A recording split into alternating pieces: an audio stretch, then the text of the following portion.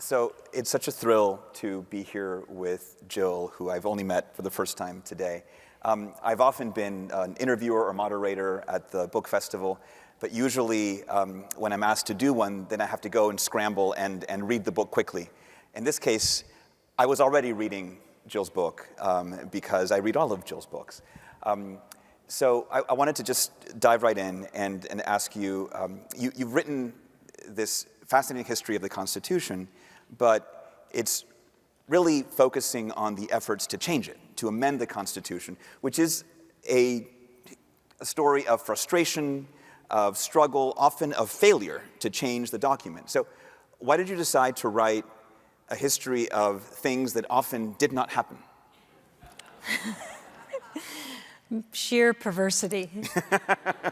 I am really interested in theories of how change happens. And we live in an age where I just really notice this with my students and with my kids, where their conception of change is largely technological.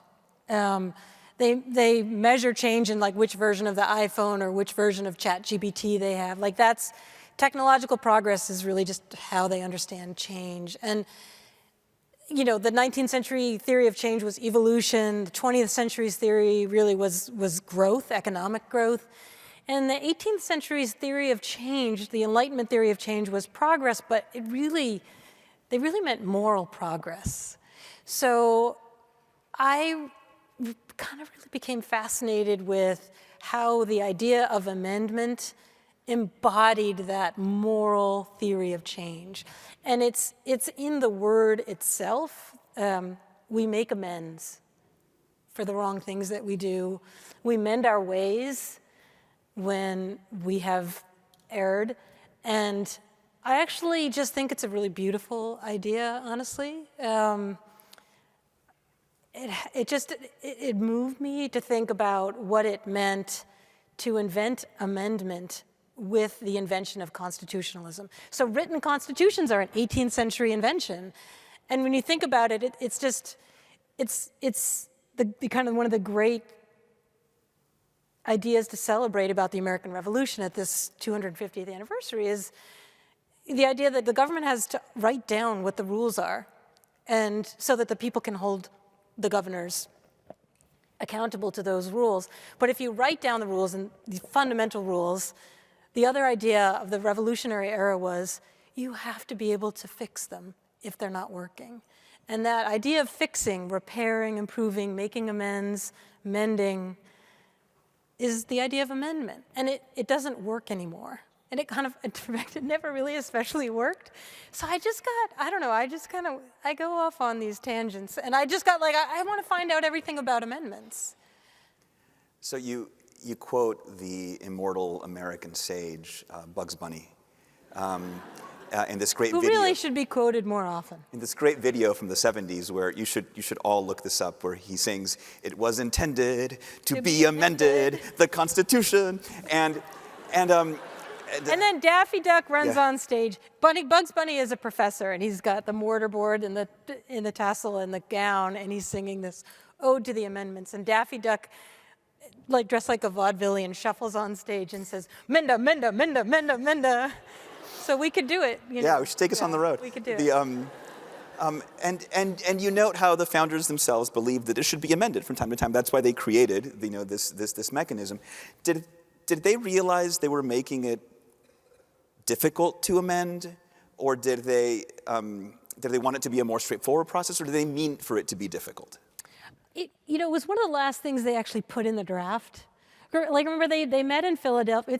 It was pretty hot today, right, here in Washington. Like, they met in Philadelphia starting in May, and they finished, they're done signing the, like, calligraphy version on September 17th.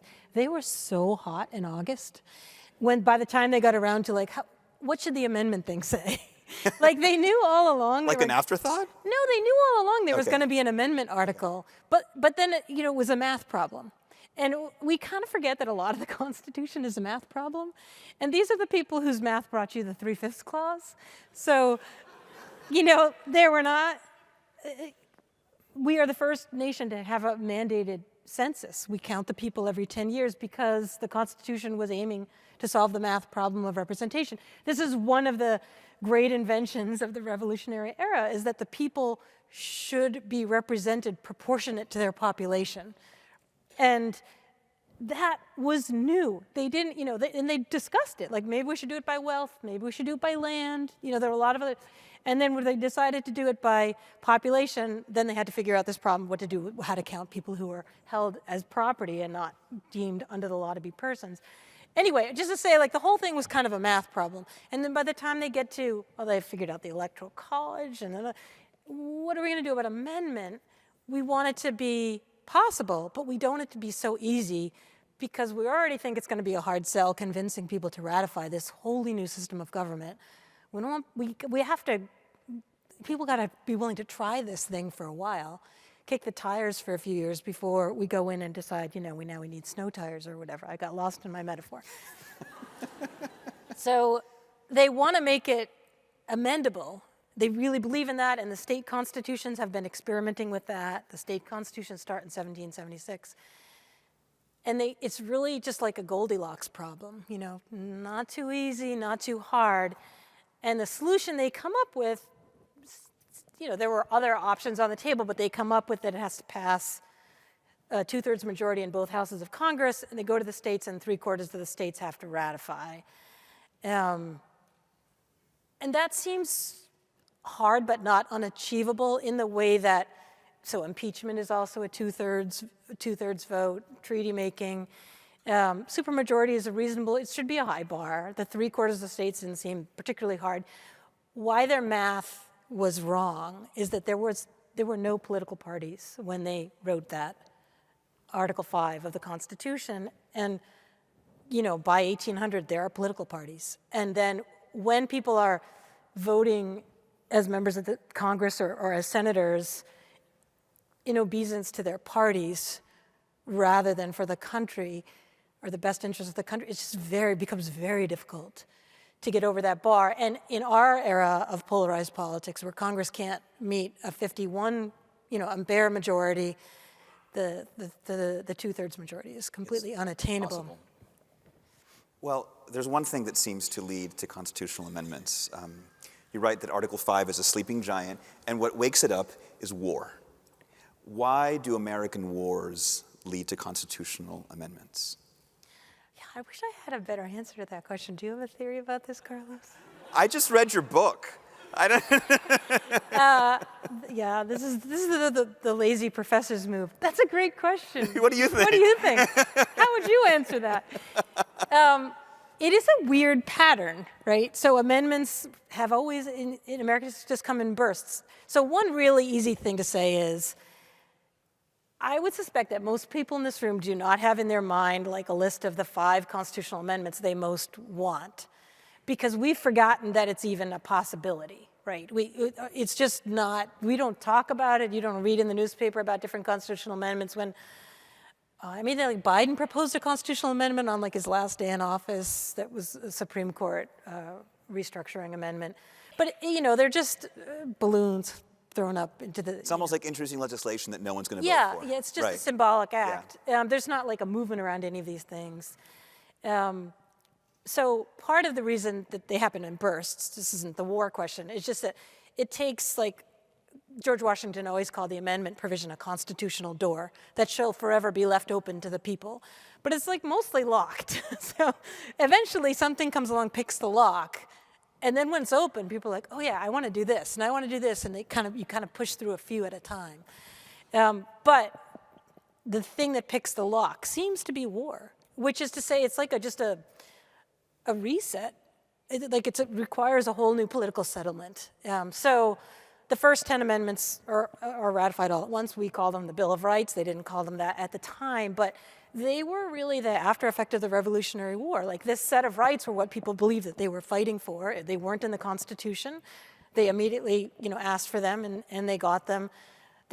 So that's 1 to 10, 13, 14, 15, our Civil War and Reconstruction. Well, there you can say, well, the southern states didn't have any representation in Congress, so it's like a one-party Congress. Really illegitimate It's really, amendments. Is you what, know, and the southern states often then afterwards said, like, those were not constitutionally They ratified. had a term for it. It was the, what do they call it? The something amendments. It's in the renegade amendment. I can't, Yeah, it was yeah, some, yeah. And then the next sort of big wave is the Progressive Era, which is right around World War I, starts just before the war, 1913 to 1920. There's four more. There's four amendments passed in the between 1961 and 1971. I just think that these were all wars in which there was a draft. So we have had wars since 71, but the effect is not across the population in the same way. The cost of war in an age without the draft is borne by the poor. So it just doesn't have the same, our entire political order is thrown up kind of for grabs. the sense of having to reset Yeah, is gone. Yeah. yeah. Now, you've tracked amendments throughout American history, and one of the parts I love about the book is that every few chapters there's like a list of all the amendments and what party proposed them and what they were about, and you sort of see the evolution over time and how they grow over time. What are the issues that have most consistently attracted sort of calls for amending the Constitution? Making amending the Constitution easier is an evergreen. There haven't Ironically, been, right. Yeah, there haven't been a lot of calls for that lately. The Progressive Era was just riddled with those. All the time people were trying to make it easier to amend the Constitution. Reforming or later abolishing the Electoral College. I think that's first introduced really formally in Congress. And round of applause. We could do a little public opinion survey here. You just did. Yeah, I think that's first introduced in 1803. So right. Really Pretty early much on. right away, Really early on, right? Because the northern states understand that the Electoral College favors the slave states because of the 3/5 clause. So their obvious proposal is, let's just get rid of that. What even is it? Like even then, people are like, what even is this again? And So that hasn't changed. That hasn't really changed. And the Electoral College abolition, I spend a lot of time on this in the book because in 1969 it passes the House and is defeated in the Senate by, I think, 6 votes. And it is one of the narrowest. It had 80% of Americans wanted to abolish the Electoral College in 1969. So presumably if it had passed the Senate, it would have achieved ratification. It might have been a close battle. I don't know who interest might have emerged. But that's one of the stranger pieces. But it's interesting that how the amendments that have been achieved have generally taken decades and decades. It requires a kind of across generations commitment. I mean, obviously ending slavery requires generations and generations of struggle. The 19th Amendment is passed and ratified in 1920. It's essentially first proposed by women in 1848. Arguably first proposed by women in 1776. So it just takes a very, very long time to change the Constitution. You quote letters from Abigail Adams to John Adams, and one of the things that I love about the book is that we all look back to Philadelphia in 1787 and what the weather was like and all that. But really, you chronicle all these parallel gatherings of Native Americans, of Black Americans, of women's groups that are convening informally and petitioning for change to the Constitution. In some ways, this is the heart of the book. How did those efforts eventually inform kind of the more formal attempts to change the Constitution? Well, I think you can find interesting patterns. So, for instance, there were more than 200, historians refer to them as Black conventions. They were called at the time colored conventions in the 19th century, beginning in 1829. Huge gatherings of elected delegates who met in all of the free states, in major cities, in statewide, in national and municipal, essentially constitutional conventions at a time when black men and women could not vote anywhere in the United States and had no part of the revising of state constitutions. So across the 19th century, states are holding constitutional conventions pretty much constantly because new states are entering the Union, they need to write a constitution, and then every time they do, they come up with some idea, and the older states are like, wait, we like that thing they're doing in Michigan, let's have a constitutional convention. They're even like copying each other. Yeah, they're all copying. They have like, it's a huge, big printing industry to publish these like manuals of constitutional ideas. People are just, it's this big explosion of constitutional ideas. But women and black men and Native people and Chinese immigrants, none of these people have any representation at any of these state constitutional conventions, so they start holding their own. Women hold their own conventions, black men hold their own conventions. Native nations, beginning in 1827, hold their own constitutional conventions. And the thing that's so fascinating to me is they leave behind, they always print their proceedings. I mean, it's just, that's kind of a world you would made, and you'd print your proceedings. And they are, in the sense that, we discussed, like, they are failures. They are failed amendments. Generally, what they're doing is saying, we want this in the Constitution, or we don't like this in the Constitution. But we don't think but like historians even, but certainly judges don't think about those as constitutional texts. It's a huge body of evidence of the constitutional preferences of all the people who couldn't vote. Like, how is that not part of our constitutional history? So, yes, I'm looking at failures, but actually I'm just trying to open that constitutional door to the broad body of evidence that lies in each of these rooms like this. It's hundreds and hundreds of people getting together and arguing about the Constitution. None of those proceedings has ever been quoted in a Supreme Court decision. Like as if these things didn't happen, or these people didn't have constitutional ideas. So if we want to have a better constitutional future, like, we actually need a better constitutional past. Well, thanks to this book, that is part of the history now. Let's stick with the states for a second. One of the paradoxes of the book is that it's, so much of it is about how hard it is to amend the Constitution, like the American Constitution, the nation's Constitution.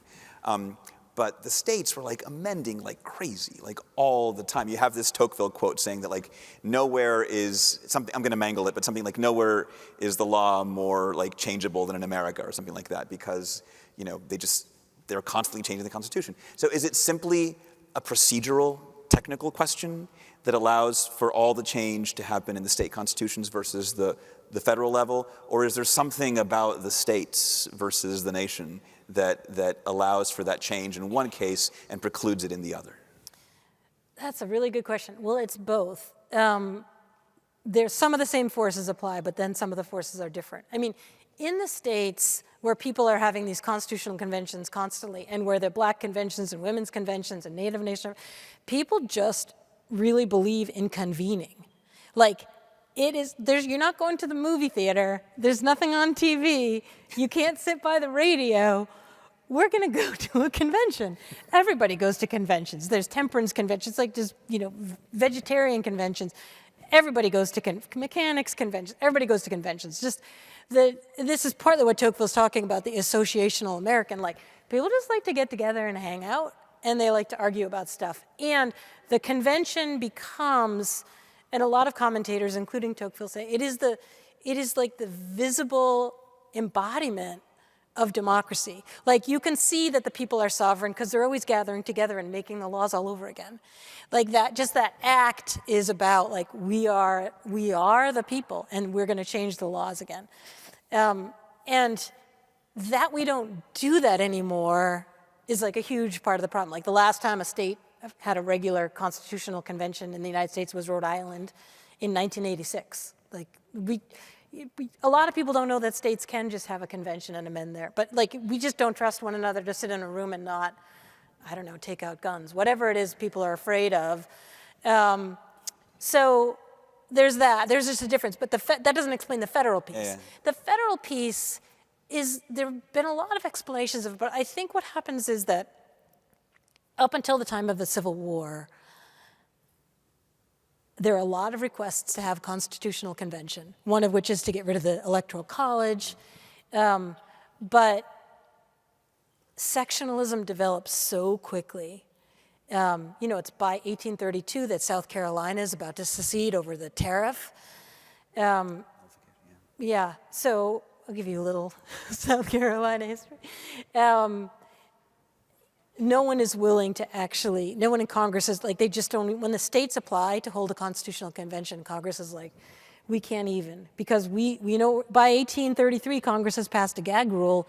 You cannot even read a petition about slavery on the floor of Congress by 1833. This is what, like, John Quincy Adams spends the rest of his life trying to overturn, to be willing to even speak the word abolition in Congress. Like, there is no this is where the Free Speech Party comes from. This is where the slogan free speech comes from, is from the attempt to overturn the gag rule. Like, there is the way in which, like, we think we couldn't possibly sit down and argue about stuff.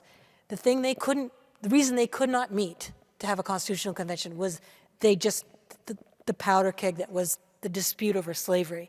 So then by the time you get to the Civil War, I think it is very reasonable to think of the 39th Congress, which meets starting in December, January 1865, as a constitutional convention, because they write the 14th Amendment. Yeah.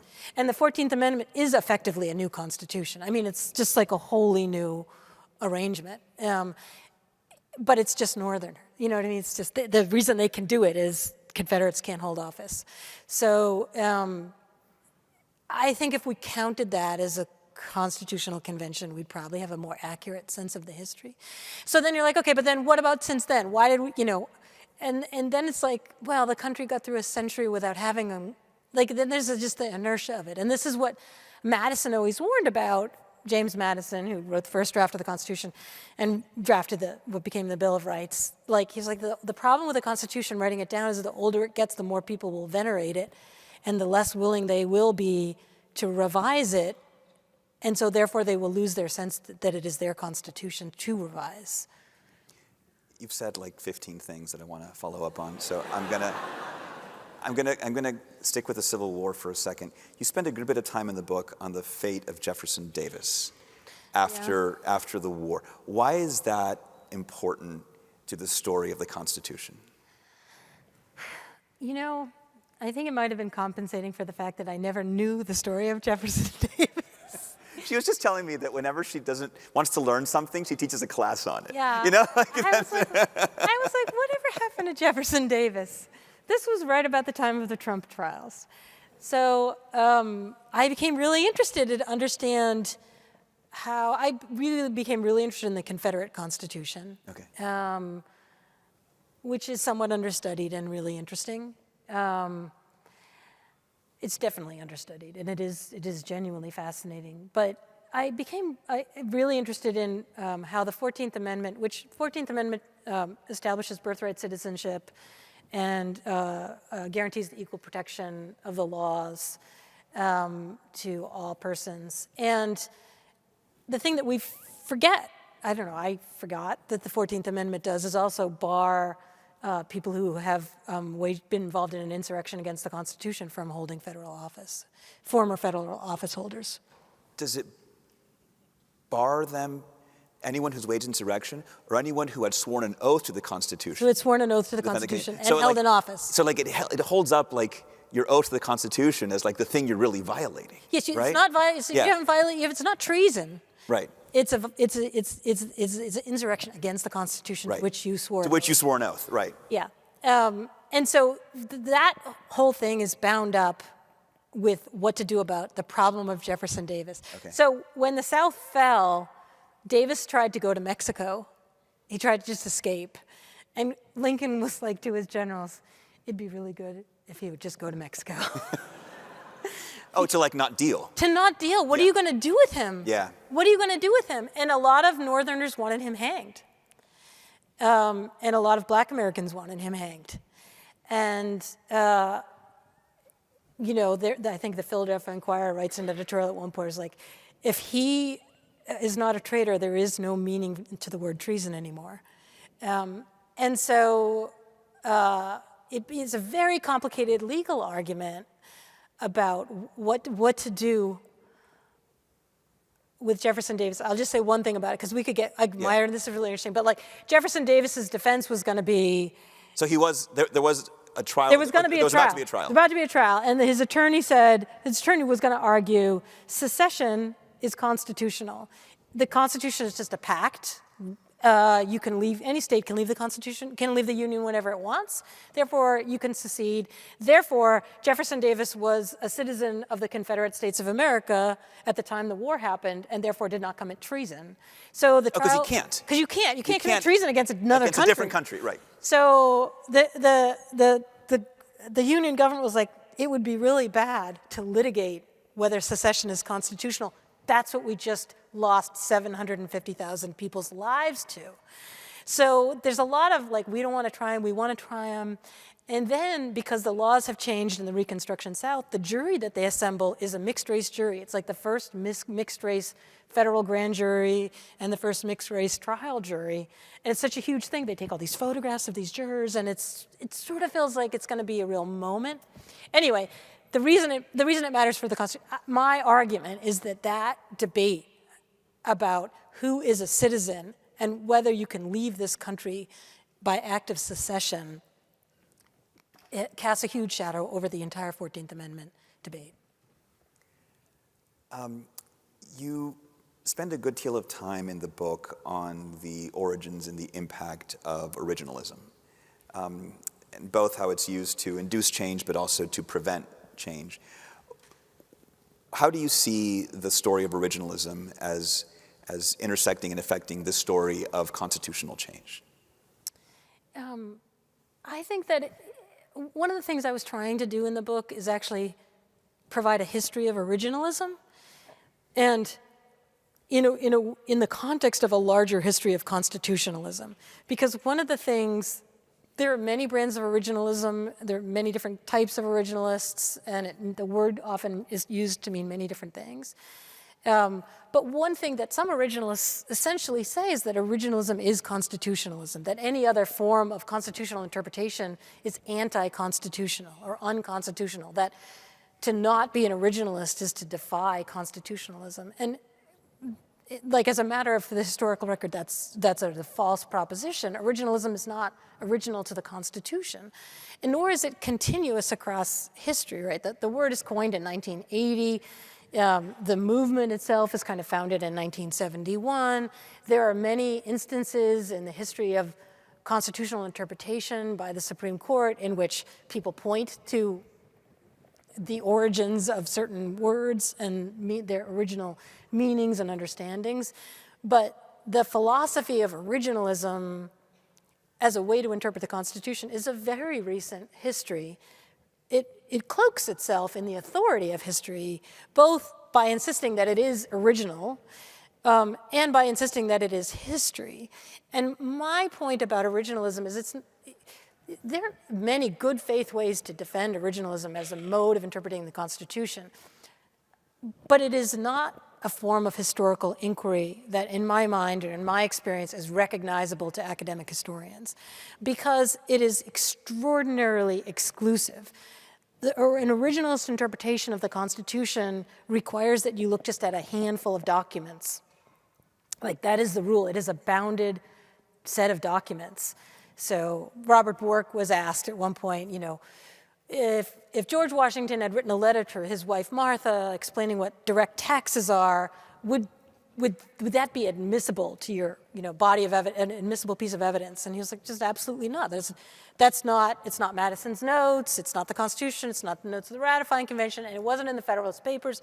Therefore, it lies outside the world of the historical record that matters. And I think first of all, there's no historian who could say, I'm only going to look at 5 sources and now I'm going to go home and watch Slow Horses.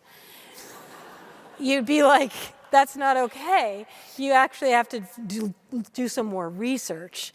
So I really care about the original text and meaning and understanding of the Constitution, but I think to do that in fidelity to the people who lived in that period and the people who live now requires looking at everything you can possibly find. So I'll just give you one example, because this is my favorite example. I once wrote a book about Benjamin Franklin's sister, Jane. And It's very good. It's called Book of Ages.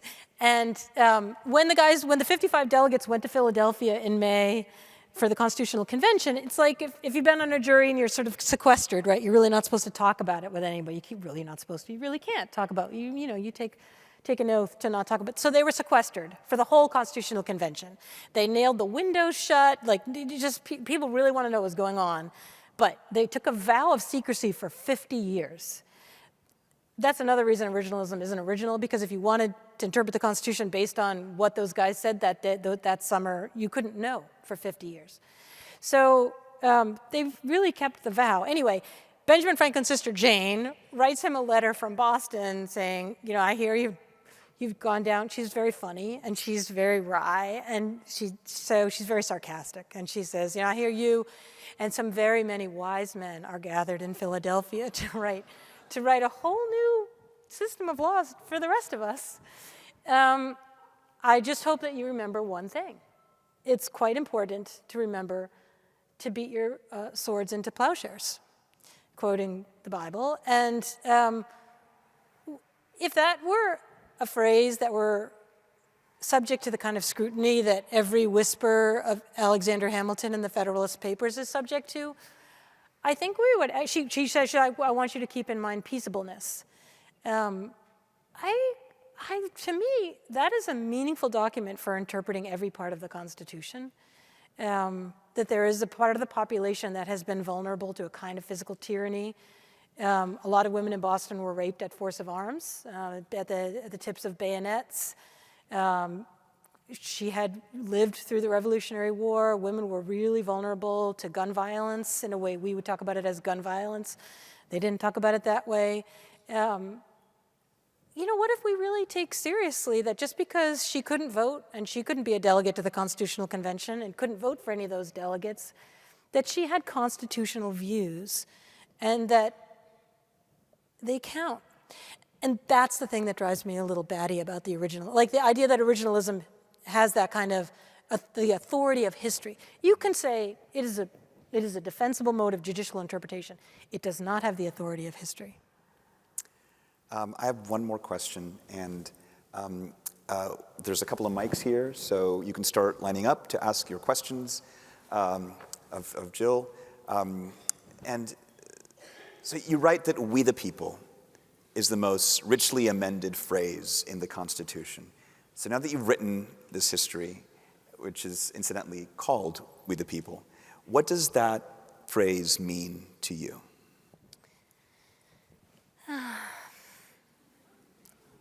Just a softball there at the end, yeah. I still find it really powerful. I am still the Catholic kid who had to memorize the Apostles' Creed. Like, it is creedal to me. And I think it's a tragedy of the left that is somehow a naive thing to say. I remember being very moved when I read, so in September 17th of 1987 was the 200th anniversary of the signing of the Constitution. And on that day, Robert Bork was in his Senate Judiciary Committee hearings.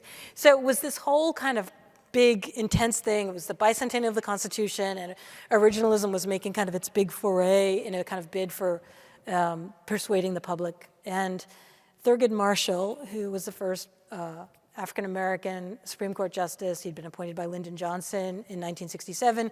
He argued Brown v. Board of Education in 1954. He founded the NAACP Legal and Education Defense Fund in the 1930s. Thurgood Marshall was asked in 1987, how are you going to celebrate? What does "we the people" mean to you? How are you going to celebrate it? And he said, I decline the invitation to celebrate the Constitution as it was written 200 years ago, because it was not a perfect thing and it was not written by perfect men, but I would happily accept the invitation to celebrate the 200 years of struggle to realize the promise of those founding words.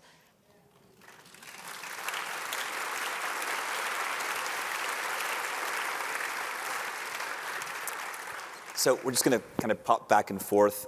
There's a lot of people and not a lot of time, so succinct questions. Phrase your statements in the form of questions, please.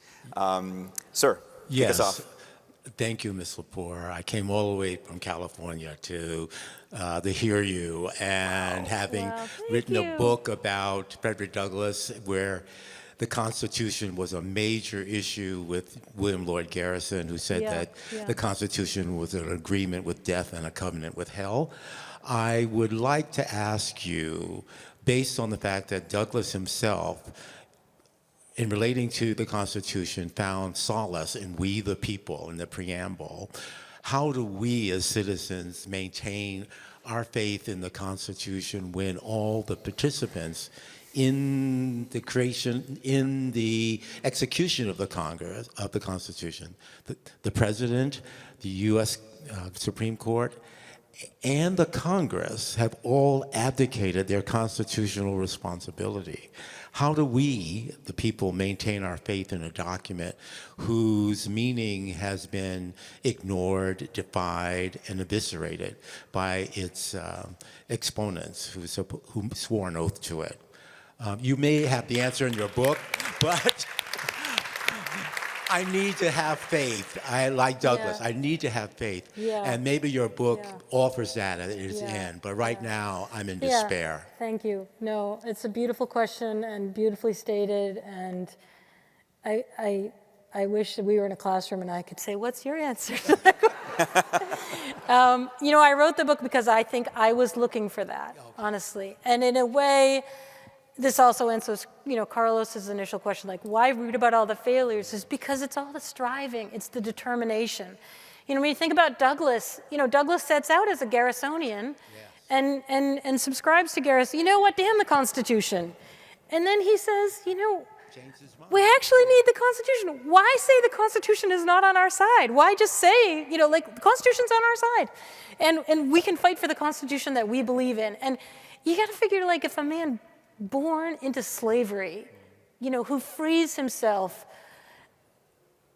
and educate, if he can have faith in the Constitution, how can we not? That's one of the places that I look, exactly where you begin is where I look for that kind of hope. Or, you think about the decades and decades of struggle to do simple things like achieve direct election of the Senate. The U.S. Senate used to be elected by state legislatures because nobody believed the people were wise enough to elect the Senate. That took so long, and yet people stuck with it.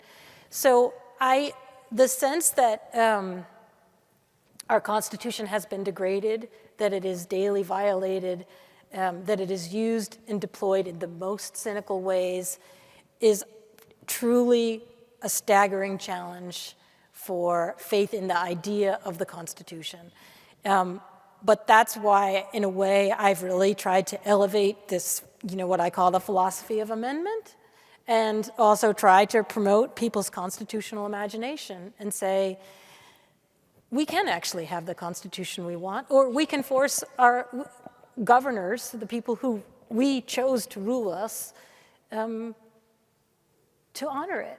And I go by a highway overpass at least once a week where neighbors, strangers have gathered on the overpass to drape over its edges a bunch of bed sheets of different prints and colors stitched together on which they've painted with some old household paint. Save our democracy, uphold our Constitution. And they are out there in the snow, in the rain, just to be together, just to say that. So I think that's an incredibly powerful moment. I think it's possible that this 250th anniversary is an opportunity for people to try to come together around just a basic commitment to working through disagreement about fundamental questions.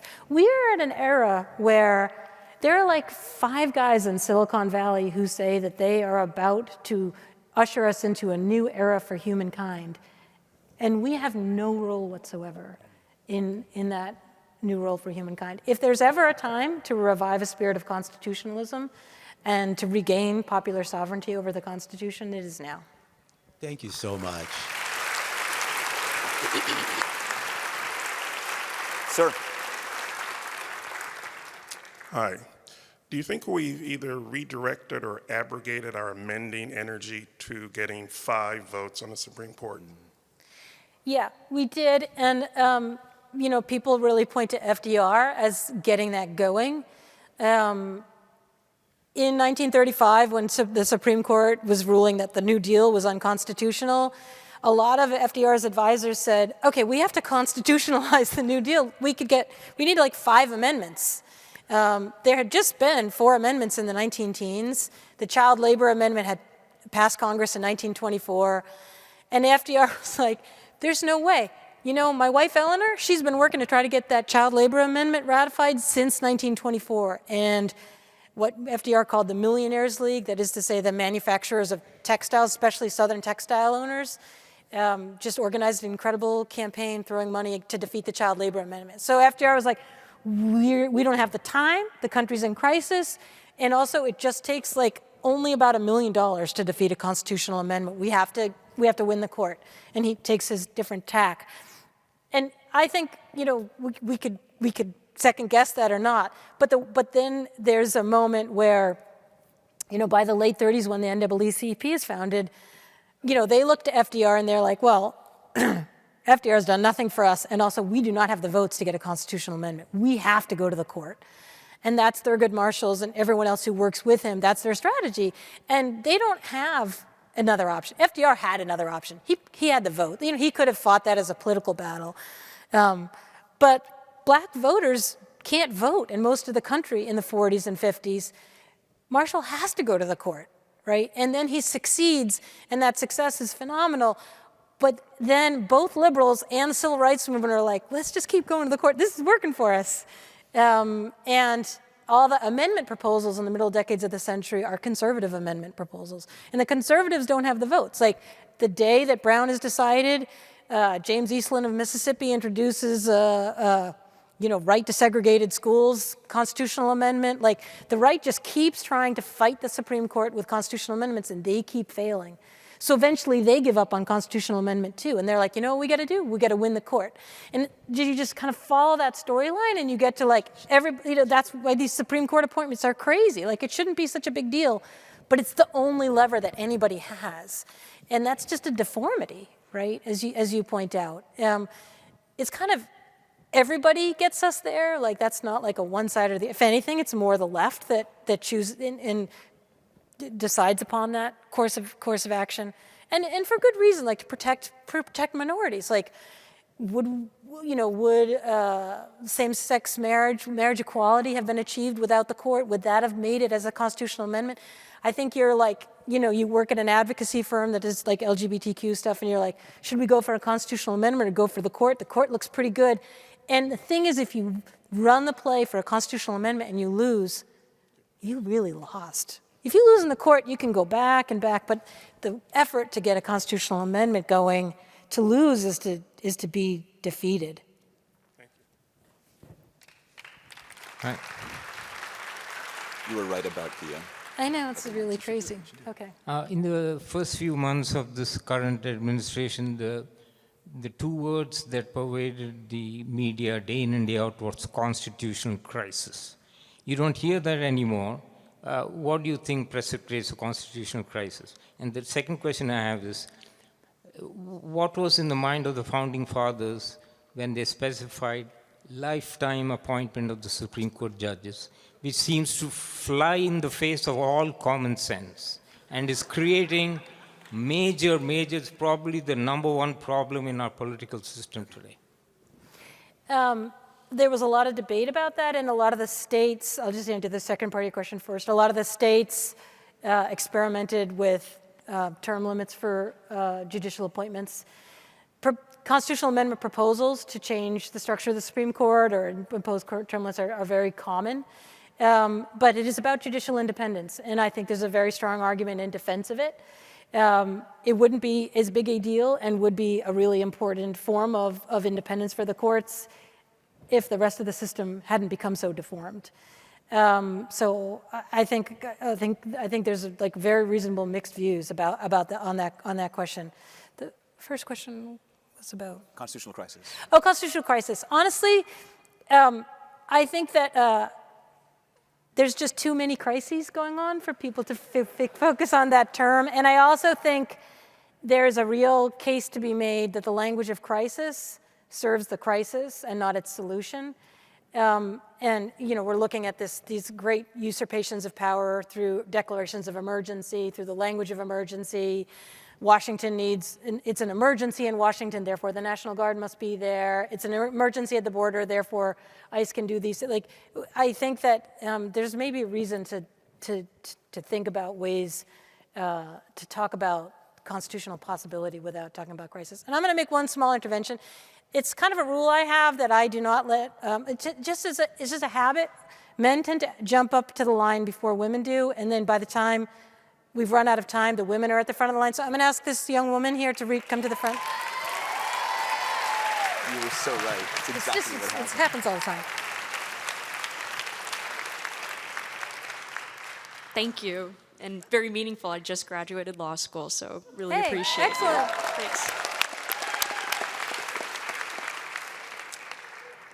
In the Equal Rights Amendment, there's a self-imposed deadline where the drafters said this amendment shall not be effective if it is not passed by this date. Can you speak to the potential utility of self-imposed deadlines in amendments, or whether they're self-defeating? That is a great question, and there's, as you no doubt know, there's a lot of litigation on this question, whether it's even constitutional for there to be deadlines. It was a 20th century invention, and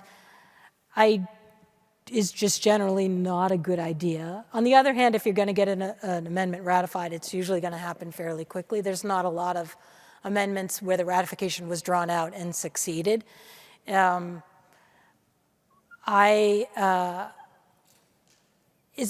the question, is it a bad idea? It's a bad idea. To impose deadlines. I think the deadlines are a bad idea. Yeah, it's hard enough without the pressure of the deadline. Yeah, thank you. Do we have time for one more? No? I think this is our last question.